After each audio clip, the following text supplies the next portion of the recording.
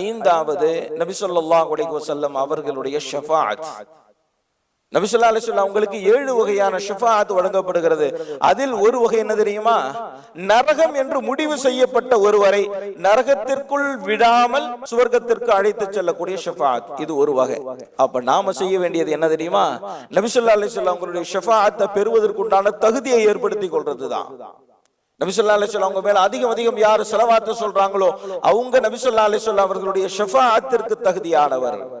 ஒரே ஒரு தடவை ஸலவாத் சொன்னோம் அப்படின்னு சொன்னா 10 நன்மை எழுதப்படுகிறது, 10 பாவங்கள் மன்னிக்கப்படுகிறது, 10 அந்தஸ்து உயர்த்தப்படுகிறது. 40 ஹதீஸ் மனப்பாடம் செஞ்சிட்டோம் அப்படின்னு சொன்னா நபி ஸல்லல்லாஹு அலைஹி வஸல்லம் அவங்களுடைய ஷஃபாஅத் நமக்கு இருக்கு.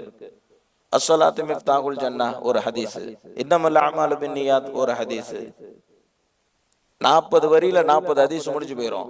இந்த ரமலான்ல முடிவு பண்ணுங்க 40 ஹதீஸ் நான் மனப்பாடம் பண்ணணும் அப்படின்னு சொல்லி மனப்பாடம் பண்ணிடலாம்.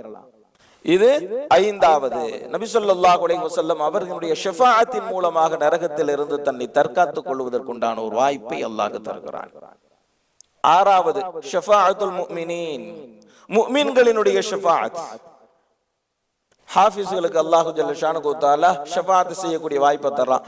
10 பேருக்கு ஒரு ஹாஃபிஸ் சிபாரிசு செஞ்சு சொர்க்கத்துக்கு அழைச்சிட்டு போயிடுவார்.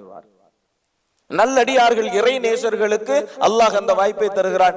அவர்கள் சிலருக்கு ஷஃபாஅத் செய்து சுவர்க்கத்திற்குள் அழைத்து சென்று விடுவார்கள்.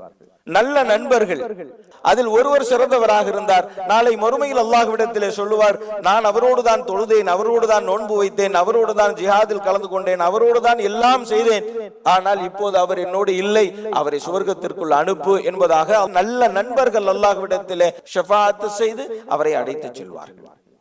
சொர்க்கவாசிகள் அவங்க அல்லாஹ்ட்ட சொல்லுவாங்க, இவங்களெல்லாம் கொஞ்சம் எங்களோட அனுப்பி வச்சிருங்களேன் என்பதாக ஷஃபாஅத் செய்து நரகத்திற்கு செல்லக்கூடியவர்களை சுவர்க்கத்திற்கு அழைத்து செல்வார்கள். இது ஆறாவது.